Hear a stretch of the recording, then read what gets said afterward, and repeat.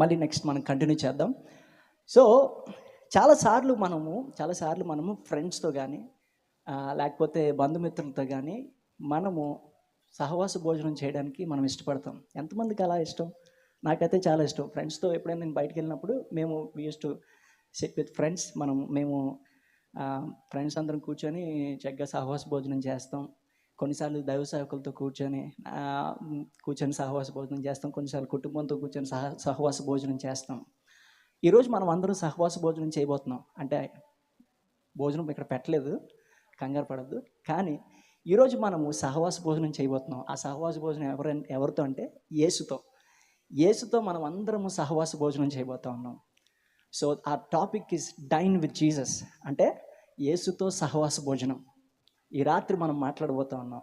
కాబట్టి యేసుతో సహవాస భోజనం చేసినప్పుడు, యేసుతో తన శిష్యులు కూర్చున్నప్పుడు, యేసుతో ప్రజలు కూర్చున్నప్పుడు యేసయ్య ఏ విధంగా వారి యొక్క మాటలకు ప్రతిస్పందించాడో మనం ఈరోజు చూడబోతా ఉన్నాం. లేకపోతే యేసయ్య ఏ విధంగా తన శిష్యుల్ని పరీక్షించాడో మనం ఈరోజు చూడబోతా ఉన్నాం.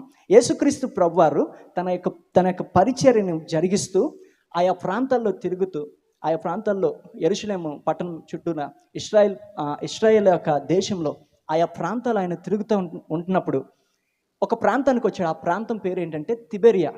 మీరు అక్కడ చూసినప్పుడు యోహాను సువార్త 6వ అధ్యాయంలో ఇప్పుడు మీరు అక్కడ చూసినప్పుడు ఆ ప్రాంతం పేరేంటి అంటే తిబెరియా ప్రాంతానికి వచ్చాడు. ప్రాంతానికి వచ్చి అక్కడ ఉంటున్నప్పుడు అనేక మంది జనసమూహము ఆయన్ని వెంబడిస్తున్నారంట. ఎందుకు? ఆయన చేసిన సూచక్రియలను చూసి ఆయన వెంబడిస్తున్నారంట. ఆయన వెంబడిస్తున్నప్పుడు ఆయన వెంబడిస్తూ ఉన్నారంట. ఆయన తిబెరియా ప్రాంతానికి వచ్చి అక్కడ అది చూసి, ఆయన వెంబడించిన చూసి ఆయన ఒక కొండ మీదకి ఎక్కి తన శిష్యులతో కలిసి కూర్చోడంట. తన శిష్యులతో కలిసి అక్కడ కూర్చొని అప్పుడు గమనిస్తున్నాడంట. 4వ వచనంలో మాట ఉంటుంది. ఏంటి? బహు జనులు, అది అక్కడ 4వ వచనం. అప్పుడు ఓకే యేసు అక్కడ తన శిష్యులు చదవండి బ్రదర్.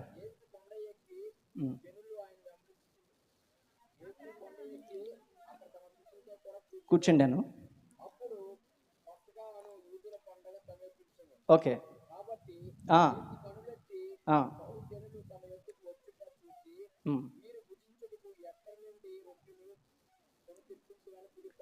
ఓకే, ఇక్కడ యేసుక్రీస్తు ప్రభువారు అక్కడ తన శిష్యులతో కూర్చున్నప్పుడు ఆ తిబెరియా ప్రాంతంలోకి అనేక మంది జనములు ఆయన వెంబడించడం, ఆయన దగ్గరికి రావడం ఆయన గమనిస్తూ ఉన్నాడంట. దూరం నుంచి అనేక మంది ప్రజలు వస్తూ ఉన్నారంట. ఆ సమయంలో యేసుక్రీస్తు ప్రభువారు తన శిష్యులను అడుగుతున్నాడంట. అక్కడ తన శిష్యుడు ఎవరున్నారు? ఫిలిప్ ఉన్నాడు.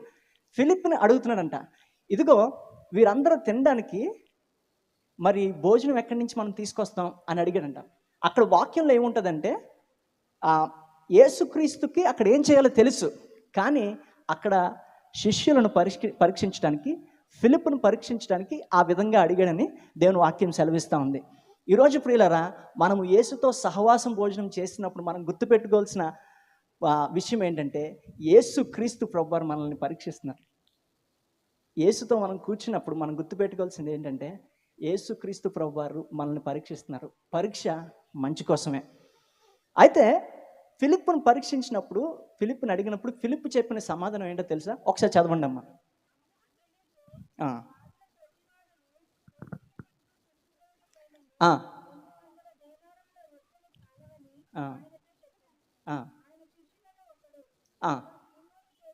Thank you.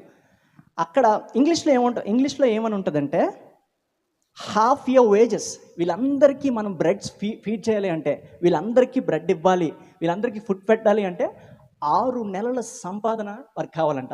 ఎందుకంటే అక్కడ ఉన్న ఎంతమంది తెలుసా? 5,000 మందికి పైగా, అంటే దాదాపు 10,000 మంది దగ్గరగా యేసుక్రీస్తు ప్రభువారిని వెంబడిస్తూ ఉన్నారు. యేసుక్రీస్తు ప్రభువారిని చూస్తూ ఉన్నారు. ఆయన సూచక్రియలు చూస్తూ ఉన్నారు. వీరందరికీ ఫుడ్ పెట్టాలి అంటే 6 నెలలు వేజెస్, 6 నెలల సంపాదన వారికి కావాలి. అది నిజంగా ఫిలిప్ చెప్తా ఉన్నాడు. కానీ అది ఎవరికి చెప్తున్నాడో తెలుసా? యేసుక్రీస్తు ప్రభువారికి చెప్తున్నాడు. మళ్ళీ చెప్తున్నాను, అది ఎవరికి చెప్తున్నాడో తెలుసా? యేసుక్రీస్తు ప్రభువారికి చెప్తున్నాడు. ఎవరికి చెప్తున్నాడు? యేసుక్రీస్తు ప్రభువారికి చెప్తున్నాడు. ఈ ఫిలిప్పు యేసుక్రీస్తు ప్రభువారితో ప్రయాణం చేసిన వ్యక్తి. యేసుక్రీస్తు ప్రభువారితో ప్రయాణం చేసినప్పుడు కానాలో అద్భుతం చూశాడు, శతాధిపతి కుమారుణ్ణి స్వస్థపరచడం చూశాడు, బేతస్త కోనేరు దగ్గర 38 సంవత్సరాలుగా పడిపోయిన అస్వస్థతగా పడిపోయిన వ్యక్తిని చూశాడు, స్వస్థపరచడం చూశాడు. ఇన్ని చూసిన వ్యక్తి ఏం చెప్తున్నాడంటే, బాబోయ్ ఇంతమందిని మనం ఇంతమందికి మనం తిండి పెట్టాలంటే ప్రభా మన 6 నెలల సంపాదన కూడా సరిపోదు ప్రభా అని చెప్తున్నాడు. అంటే విశ్వాసం లేదు ఫిలిప్కి. అక్కడ విశ్వాసహీనుడిగా ఉన్నాడు ఫిలిప్పు.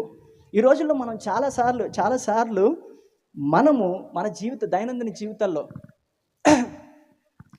పిల్లలకి వివాహం చేద్దాం అనుకుంటున్నాం అనుకోండి, మన రియాక్షన్ ఏంటి? మనం ఏ విధంగా రియాక్ట్ అవుతాము? పిల్లలకి వివాహం చేసినప్పుడు మనం ఏ విధంగా, మనకు ధనం సరిపోద్దా లేదో మనం ఆలోచించేది ఏంటంటే, ఓకే మ్యాచ్ సెట్ అయిపోయిన తర్వాత ఇప్పుడు పెళ్లి చేయాలి అని అంటే ధనం సరిపోద్దా లేదో అని ఆలోచిస్తాం. వాస్తవమే అది. చాలాసార్లు బిజినెస్ చేయాలంటే ధనము సరిపోద్దా లేదో అని ఆలోచిస్తాం. లేకపోతే ఇల్లు కట్టాలంటే ధనము సరిపోద్దా లేదో అని ఆలోచిస్తాం. వస్తువులు ఏమైనా కొనాలంటే ధనము సరిపోద్దా లేదో అని ఆలోచిస్తాం. కానీ ప్రియులారా, నేను చెప్తుంది ఈ రాత్రి, with Jesus everything is possible. యేసుతో సమస్తము సాధ్యమే అని నేను చెప్పడానికి ఇష్టపడతా ఉన్నాను. ఆ సమయంలో ఆ వ్యక్తి, ఫిలిప్ అనే వ్యక్తి, యేసుక్రీస్తు ప్రభువారితో తిరిగిన అనుభవం ఉండి కూడా ఆయన ఏం మాట్లాడుతున్నాడంటే, ఇంతమందికి భోజనం పెట్టడం సరిపోదేమో, మనం చేయలేమేమో అంటా ఉన్నాడు. యేసుక్రీస్తు ప్రభువారి సూచక్రియలు చూసి కూడా ఆయన్ని డౌట్ చేస్తూ ఉన్నాడు. మనం ఈరోజు యేసుక్రీస్తు ప్రభువారి మన జీవితంలో చేసిన చాలా అద్భుత క్రియలు, అనేకమైన ఆశ్చర్యక్రియలు మీరు ఒక్కసారి మీ జీవితాన్ని పరిశీలన చేసుకుంటే చాలాసార్లు మీరు చేసిన ప్రార్థనకి మీకు జవాబు వచ్చింది. కానీ ఇంకా మనం విశ్వాసంలో జీరో స్టేజ్లో ఉన్నాం. చాలాసార్లు మన ప్రార్థనలకు ఆయన జవాబు ఇచ్చాడు. మనం ప్రార్థన చేసినప్పుడు జవాబు ఇచ్చాడు. సేవకులు ప్రార్థన చేస్తున్నప్పుడు జవాబు ఇచ్చాడు. మన జీవితంలో మనం అనుదినము దైనందిన జీవితంలో మన జీవితంలో ఆయన కార్యములు చేస్తానే ఉన్నాడు. కానీ ఇంకా విశ్వాసంలో చాలా దీన స్థితిలో మనం ఉన్నాం. ఆమేన్, హల్లెలూయా. ఆ తర్వాత ఇంకొక వ్యక్తి అక్కడ మాట్లాడుతూ ఉన్నాడు. చెప్పండి, అది చదవండి అమ్మా.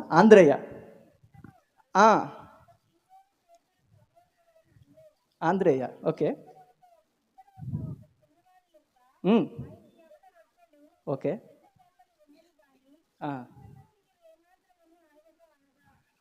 అమ్మ, థ్యాంక్ యూ. ఇప్పుడు ఆయన శిష్యుల్లో ఒక్కడైనా ఆంద్రేయ. ఈ ఆంద్రేయ ఎవరు? సీమోన్ పేతురు యొక్క సహోదరుడు. ఆయన అంటున్నాడంట, ఇదిగో ఇక్కడ చిన్న పిల్లడు 5 రొట్టెలు 2 చేపలు తీసుకొచ్చాడు, కానీ ఎంతమందికి ఏం సరిపోతాయి? ఈ వ్యక్తి పరిస్థితి కూడా సేమ్ ఇంతే.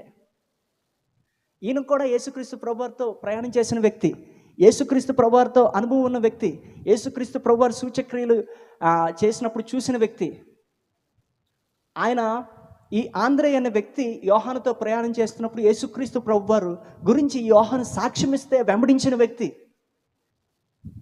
కానీ అక్కడికి వచ్చాక విశ్వాసంలో జీరో ఉన్నాడు. ఏంటో తెలుసా? ఇదిగో ఈ చేపలు ఉన్నాయి కానీ, 5 రొట్టెలు 2 చేపలు ఉన్నాయి కానీ మరి ఎంతమందికి ఎలా సరిపోతాయి? ఈ మాట ఎవరితో మాట్లాడుతున్నాడు? యేసుతో మాట్లాడుతున్నాడు. కార్యము చేయగలిగిన యేసుతో మాట్లాడుతూ ఉన్నాడు. మనం కూడా చాలాసార్లు తన దగ్గర ఏదైతే ఉందో దాన్ని తక్కువ అంచనా వేస్తూ ఉన్నాడు. మన జీవితంలో చాలాసార్లు మన దగ్గర ఏదైతే ఉందో దాన్ని తక్కువ అంచనా వేస్తూ ఉన్నాం. మనం గమనించుకోండి. మన ఇల్లుని తక్కువ అంచనా వేస్తున్నామేమో, మనకున్న పరిస్థితులను తక్కువ అంచనా వేస్తున్నామేమో, మనకున్న తలాంతులను మనం తక్కువ అంచనా వేస్తున్నామేమో, మన వ్యక్తిత్వాన్ని మనం తక్కువ అంచనా వేసుకుంటున్నామేమో, మన పర్సనల్ థింగ్స్ని మనం తక్కువ అంచనా వేసుకుంటున్నామేమో, ఇంకొకరితో మనం కంపేర్ చేసుకుంటున్నామేమో. ఒకసారి మనం పరిశీలన చేసుకుందాం ఈ రాత్రి. హల్లెలూయా. ఆంద్రేయ కూడా అక్కడున్న పరిస్థితిని తక్కువ అంచనా వేశాడు. ఆ 5 రొట్టెలు 2 చేపలు చూసి తక్కువ అంచనా వేశాడు. కానీ ఇక్కడ ఫిలిప్పు విశ్వాసం జీరో. యేసుక్రీస్తు ప్రభువారితో తిరిగిన అనుభవం ఉంది, కానీ విశ్వాసంలో చాలా దీన పరిస్థితుల్లో ఉన్నాడు. ఆంద్రేయ ఏమైనా బాగున్నాడంటే ఆంద్రేయ కూడా విశ్వాసంలో దీన పరిస్థితుల్లో ఉన్నాడు. కానీ అక్కడ జరిగిన చిన్న అద్భుతం చూడండి పిల్లరా. అక్కడ ఒకసారి మళ్ళీ ఆంద్రేయ గురించి చదవండి అమ్మా. ఆ, ఆ, చాలు, థ్యాంక్ యూ. ఇప్పుడు అక్కడికి వచ్చింది ఎంతమంది? 10,000 మందికి పైగా యేసుక్రీస్తు ప్రభువారిని వేరు వేరు ప్రాంతాల నుంచి వెంబడిస్తూ ఉన్నారు. ఓకే, ఆ ఎవరి దగ్గర 5 రొట్టెలు కానీ చేపలు కానీ ఉండవా? ఖచ్చితంగా ఉంటాయి. కానీ ఎవరు వచ్చారు తెలుసా? చిన్న పిల్లవాడు వచ్చాడు. చిన్న పిల్లవాడు వచ్చాడు. ఆ చిన్న పిల్లవానికి ఉన్న విశ్వాసం పరిపూర్ణమైన విశ్వాసం. ఆంధ్రేయకి విశ్వాసం లేదు, ఫిలిప్కి విశ్వాసం లేదు. ఫిలిప్ విశ్వాసం విషయంలో దీన పరిస్థితుల్లో ఉన్నాడు. ఆంధ్రేయ విశ్వాసం విషయంలో దీన పరిస్థితుల్లో ఉన్నాడు. కానీ చిన్న పిల్లవాడు విశ్వాసం విషయంలో పరిపూర్ణత కలిగి ఉన్నాడు. ఆ పరిపూర్ణత కలిగి ఉండడం ద్వారా నెక్స్ట్ ఏం జరిగిందో ఒకసారి చదవండి అమ్మా. కూర్చుండబెట్టడని చెప్పాను.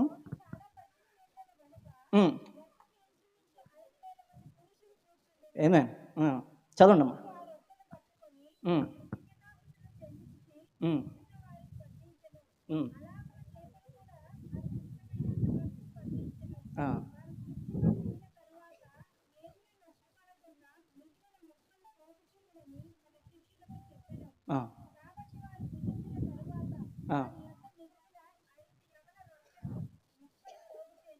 ఓకే, థ్యాంక్ యూ అమ్మా.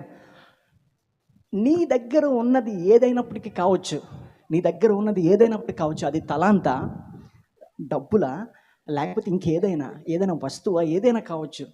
నీ దగ్గర ఏదిందో అది నువ్వు విశ్వాసంతో, పరిపూర్ణమైన విశ్వాసంతో దేవుని చేతిలో పెట్టినప్పుడు దేవుడు అది నీకు మాత్రమే కాదు అనేక మందికి దీవెనగా దేవుడు మారుస్తూ ఉన్నాడు. ఆమేన్, హల్లెలూయా. ఈ చిన్నవాడు పరిపూర్ణమైన విశ్వాసంతో ఆ యొక్క 5 రొట్టెలు 2 చేపలు తీసుకొచ్చి యేసుక్రీస్తు ప్రభువారికి ఇచ్చినప్పుడు ఆయన 5,000 మందికి పైగా ఆయన పంచిపెట్టాడు. ఆమేన్. ఈరోజు నీ జీవితంలో ఏ చిన్నదుందో నాకు తెలియదు, ఏ కొంచెం ఉందో నాకు తెలియదు. నీకున్న కొంచెం నువ్వు డిగ్రేడ్ చేస్తున్నావా? నీకున్న కొంచెం నువ్వు తక్కువ అంచనా వేస్తున్నావా? నీకున్న కొంచెం తలాంతు నువ్వు తక్కువ అంచనా వేస్తున్నావా? నీకున్న కొంచెం ధనము నువ్వు తక్కువ అంచనా వేస్తున్నావా? లేకపోతే నీకున్న కొంచెం ఏదైనా పరిస్థితి కావచ్చు, వాటిని నువ్వు తక్కువ అంచనా వేస్తున్నావా? Give it to the lord with complete faithfulness. Amen. పరిపూర్ణమైన విశ్వాసముతో దాన్ని దేవునికి ఇచ్చినప్పుడు అది అనేక మందికి దీవెనకరంగా దేవుడు మార్చిపోతా ఉన్నాడు. హల్లెలూయా, హల్లెలూయా. కాబట్టి ఈ రాత్రి అలాంటి కార్యము దేవుడు మన జీవితం పట్ల చేస్తూ ఉన్నాడు. యేసుక్రీస్తు ప్రభువారు ఎలా ట్రీట్ చేస్తారంటే, వాళ్ళందరూ మన టాపిక్ ఏంటి? యేసుతో సహవాస భోజనం. యేసుతో సహవాస భోజనం చేసినప్పుడు యేసుక్రీస్తు ప్రభువారు జనులందరిని ఎలా ట్రీట్ చేశారో తెలుసా? ఆ ప్రాంతం ఏ ప్రాంతమో తెలుసా? తిబెరియా. ఈ తిబెరియా ప్రాంతము one of the oldest city. ఇది ఈ పట్టణము చాలా ప్రాచీనమైన పట్టణము, చాలా ప్రాముఖ్యమైన పట్టణము. ఈ పట్టణంలోనే యూదుల కల్చర్ మొదలైంది. 70 బీసీ కామన్ ఎరా ముందు, BC 70 అంటే BC 70 ముందు, అంటే బిఫోర్ క్రైస్ట్ 70 సంవత్సరాలు ముందు యూదులు ఏమయ్యారంటే చెదరగొట్టబడ్డారు.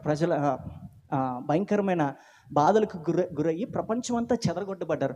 అలా చెదరగొట్టబడిన కొంతమంది యూదులు ఈ తిబెరియా ప్రాంతానికి వచ్చారు. ఈ తిబెరియా ప్రాంతం ఆ యూదులకి ఆశ్రయం ఇచ్చింది. ఈ తిబెరియా ప్రాంతంలోనే ఈరోజు మనము పాత నిబంధనగా మాట్లాడుతున్న ఈ ధర్మశాస్త్రము ఈ తిబెరియా ప్రాంతంలోనే ఫస్ట్ టైం టెక్స్ట్గా లిఖించబడింది. అంటే అదేంటంటే లిఖితపూర్వకంగా ఆ యొక్క ధర్మశాస్త్రాన్ని అక్కడ ఫస్ట్ టైం అక్కడ తయారు చేశారు. కాబట్టి ఆ ప్లేస్కి చాలా ప్రాముఖ్యత ఉంది. ఇప్పటికీ మీరు ఒక్కసారి యూట్యూబ్ ఓపెన్ చేసి తిబెరియాస్ అని కొడితే ఇట్స్ బ్యూటిఫుల్ సిటీ. గలిలే సముద్రం తీరంలో ఉంటుంది. చాలా బ్యూటిఫుల్గా ఉంటుంది, చాలా అందంగా ఉంటుంది. మనం చూస్తే అసలు అద్భుతంగా ఉంటుంది. అలాంటి సిటీ అది. అంత అందమైన సిటీ, అంత అందమైన మౌంటైన్స్, గ్రాస్, అంటే అక్కడ పచ్చిక, అంత అలా అంటే మొత్తం చూడడానికి చాలా మంచి ప్లేస్ అనమాట. అలాంటి ప్లేస్లో దేవుడు వారికి ట్రీట్ ఇచ్చాడు పిల్లలు. ఆమేన్. యేసుక్రీస్తు ప్రభువారు నీకు ట్రీట్ ఇవ్వాలి అనుకుంటే, యేసుక్రీస్తు ప్రభువారు నిన్ను ఆహ్వానించాలి అనుకుంటే, యేసుక్రీస్తు ప్రభువారు నిన్ను దీవించాలనుకుంటే నిన్ను అలాంటి స్థలంలో ఉంచడానికి ఆయన ఇష్టపడతా ఉన్నాడు. ఆమేన్. హల్లెలూయా, హల్లెలూయా. అక్కడ తిబెరియా ప్రాంతం అద్భుతమైన ప్రాంతం. ఆయన కొండ మీదకి ఎక్కి కూర్చున్నాడు శిష్యులతో. వీరందరిని ఎక్కడ కూర్చోబెట్టాడంట? పచ్చిక మీద కూర్చోబెట్టాడు. అంటే దేవుడు కంఫర్ట్ చేస్తూ ఉన్నాడు ప్రజలందరినీ, వచ్చిన వారిని అందరినీ. ఈరోజు ఆయన దగ్గరికి వచ్చేవారిని ఆయన ఏమాత్రం త్రోసిపుచ్చే దేవుడు కాదు ప్రియులారా. ఆయన వారందరినీ తృప్తిపరిచి పంపించడానికి ఆయన ఇష్టపడుతూ ఉన్నాడు. హల్లెలూయా, హల్లెలూయా. కాబట్టి యేసుక్రీస్తు ప్రభువారు ఇచ్చిన ట్రీట్ చాలా అద్భుతం. వారందరూ ఆశ్చర్యపోయారు. వారు తిని తృప్తి పొందిన తర్వాత 12 గంపలు ఎత్తబడ్డాయంట. ఎన్ని గంపలు ఎత్తబడ్డాయి? 12 గంపలు ఎత్తబడ్డాయంట. అక్కడ ఒక మాట ఉంటుంది, ఒకసారి చదవండి అమ్మా. ఇక్కడ 6వ ఆ తర్వాత నుంచి ఒకసారి చదవండి. అక్కడ అది కాదమ్మా, దాని ముందు పైకి చదవండి. అది వారు తిని తృప్తి పొందిన తర్వాత ఏమీ నష్టపడకుండా, థ్యాంక్ యూ అన్న. వారు తిని తృప్తి పొందిన తర్వాత ఏమీ నష్టపడకుండా అంటే దేవుడు నీకు ఇచ్చే ఆశీర్వాదంలో ఏది నష్టం పోనివ్వడు ప్రియులారా. దేవుడు నీకు ఇచ్చే ఆశీర్వాదంలో ఏది వ్యర్థముగా పోనివ్వడు. ఆయన ఎలాగిస్తాడంటే 12 గంపలు నింపారంట. అంటే సమృద్ధినిస్తాడు నీకు ఇచ్చే ఆశీర్వాదం. సగం సగం ఇవ్వడు. ఎప్పుడో తెలుసా? నువ్వు విశ్వాసముతో విత్తినప్పుడు, విశ్వాసముతో పంటను విత్తినప్పుడు. ఇందాక మనం చూసాం, ఆ చిన్న కుమారుడు విశ్వాసముతో విత్తాడంట. విశ్వాసముతో, పరిపూర్ణమైన విశ్వాసంతో తన దగ్గర ఉన్నది ఇచ్చాడంట. ఒకసారి హెబ్రీయుల పత్రిక ఒకసారి తీయండమ్మా. హెబ్రీయులకు రాసిన పత్రిక 12:2 ఒకసారి చదవండి.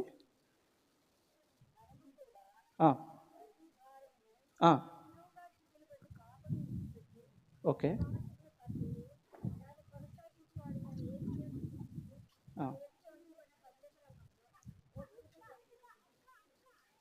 ఏ విధంగా ఉండాలి? విశ్వాసముతో. ఒక్క నిమిషం, ఐ మిస్ సమ్వేర్. ఓకే, ఒకసారి మార్కు సువార్త 10:14 ఒకసారి చూడండి.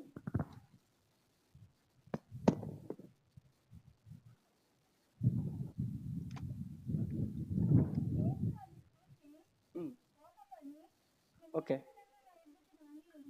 ఓకే, చెప్పండి. ఓకే, అంతే. దేవుడి రాజ్యం ఎలాంటి వారిదంట? చిన్నపిల్లలది అంట. అంటే మనం విశ్వాసంలో ఎవరిని పోలి ఉండాలి? విశ్వాసంలో ఎవరిని పోలి ఉండాలి? చిన్న పిల్లల్ని పోలిన వారమే ఉండాలి. యేసుక్రీస్తు ప్రభువారి దగ్గరికి వచ్చినప్పుడు మనం ఎలాగ ఉండాలి అంటే, మన విశ్వాసం ఎలాగ ఉండాలి అంటే చిన్న పిల్లలు పోలిన వారి వలె ఉండాలి. అయితే యేసుక్రీస్తు ప్రభువారు ఎలా ఆశీర్వదించాడంట వాళ్ళని? యేసుక్రీస్తు ప్రభువారు ఎలా ఆశీర్వదించాడంట? వాళ్ళకి ఇచ్చే దీవెన ఏ మాత్రం నష్టపడలేదంట. ఏమే? హల్లెలూయా, హల్లెలూయా. వారికి ఇచ్చే దీవెన ఏమాత్రం నష్టపడలేదంట. సమృద్ధితో వారందరినీ పంపించాడు, తృప్తిపరిచి పంపించాడు. అలాగనే వారు తిని తృప్తి పొందిన తర్వాత అప్పుడు అర్థమైందంటే యేసుక్రీస్తు ప్రభువారు అప్పుడు చెప్తున్నాడు, ఈయన నిజముగా దేవుని ప్రవక్త అని వారు ఒప్పుకుంటా ఉన్నారు. సో ఈ సిచ్యువేషన్ అయిపోయిన తర్వాత ఇంకా యేసుక్రీస్తు ప్రభువారిని వారు వెంబడిస్తున్నారంట. ఒకసారి చదవండి అమ్మా. ఎక్కడంటే నేను చెప్తాను, అక్కడ కాదన్నా.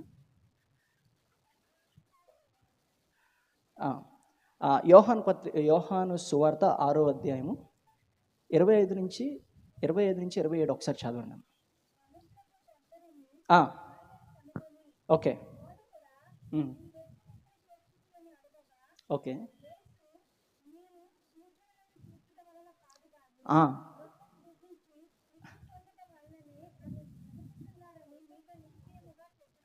సూపర్. మీరు అందరూ ఒకసారి ఆ వాక్యం చదివితే అక్కడ చాలా మంచి విషయం ఉంది. ఏంటంటే అక్కడి నుంచి యేసుక్రీస్తు ప్రభు కపెర్నహూము అనే ప్రాంతానికి వచ్చేసారు. ఆ ప్రాంతానికి వచ్చిన తర్వాత వాళ్ళు ఎత్తుక్కుంటూ యేసుక్రీస్తు ప్రభు దగ్గరికి వచ్చేసారు. అప్పుడు యేసుక్రీస్తు ప్రభు చెప్పి అప్పుడు అంటున్నారంట, బోధకుడా నువ్వు ఎప్పుడు ఇక్కడికి వచ్చావని. అప్పుడు యేసుక్రీస్తు ప్రభు వారు అంటున్నారంట,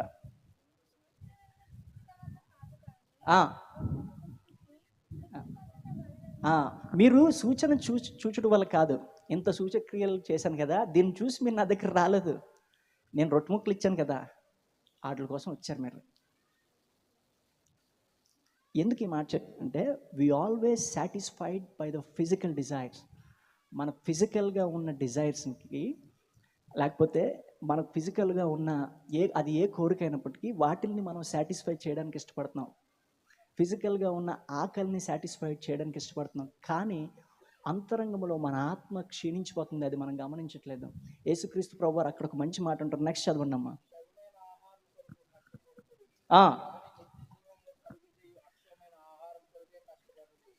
అంతే. దేని కొరకు కష్టపడ్డద్దు అన్నారు? క్షయమైనది ఆహారం కొరకు కష్టపడద్దు. నిత్య జీవము, ఆ అక్షయమైన ఆహారం ఏంటి ఒకసారి చూద్దామమ్మా. అదే 6వ అధ్యాయంలో 35 ఒకసారి చదవండి. 35 వచనం. వారితో ఇట్లనండి.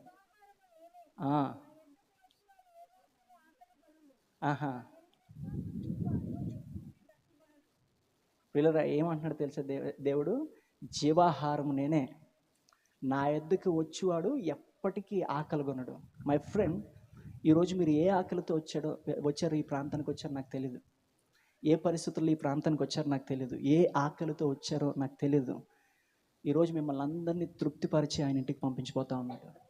హల్లెలూయా. ఎందుకంటే ఆయన వాక్యం సెలవిస్తూ ఉంది, జీవాహారము నేనే. ఆమేన్. హల్లెలూయా. ఇంకొక మాట ఉంటుంది, నేను అది మీకు చూపించి నేను ముగించడానికి ఇష్టపడతా ఉన్నాను.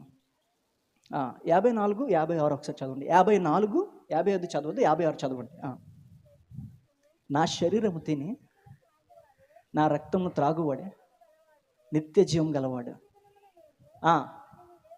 వాడిని లేపుదును. ఆమేన్.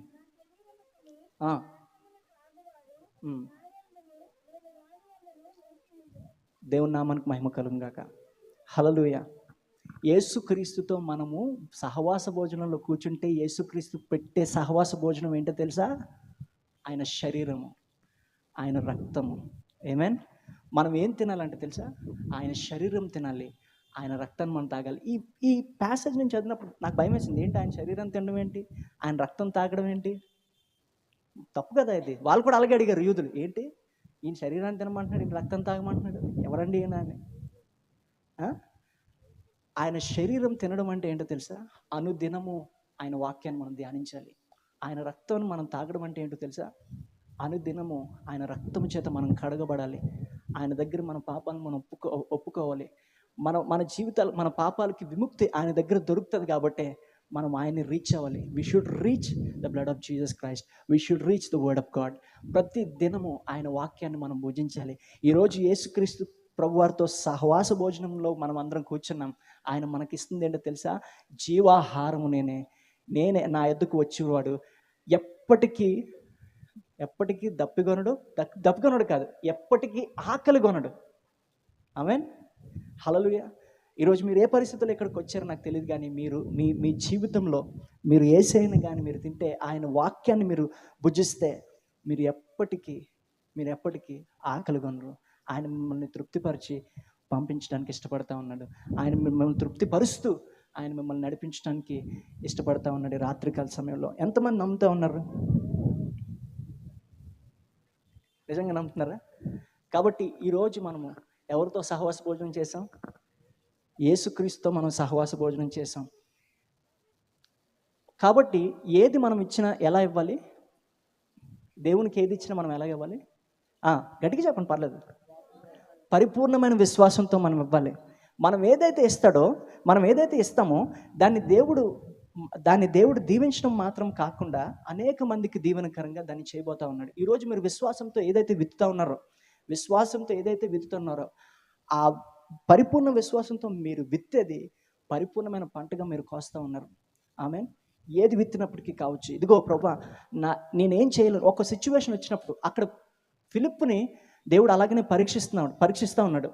ఫిలిప్ని ఎలా పరీక్షిస్తూ ఉన్నాడంటే, ఈ సమయం వచ్చినప్పుడు ఫిలిప్ ఎలా రియాక్ట్ అవుతాడు, ఈ సమయం వచ్చినప్పుడు ఫిలిప్ ఎలా స్పందిస్తాడు అని యేసుక్రీస్తు ప్రభువారు ఫిలిప్ని పరీక్షిస్తూ ఉన్నారు.